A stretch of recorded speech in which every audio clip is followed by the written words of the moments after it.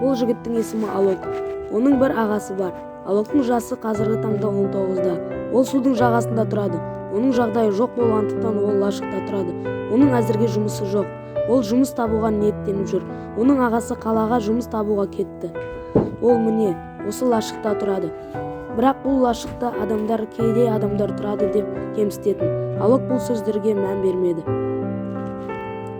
Және өзінің аяқ-қолы сау екеніне шүкіршеніп, өзінің ары қарай жұмысын жасауға кетті.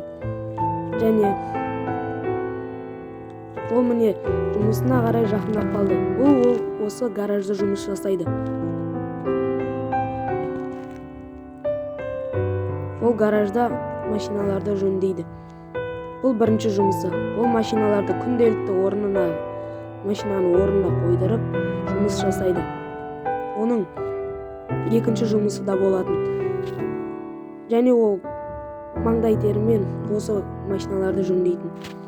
Ол өте машина жөндеуді жақсы көретін. Және оның екінші жұмысы болатын. Оның екінші жұмысы осы оң жағындағы жанармай бекетінде жұмыс жасау.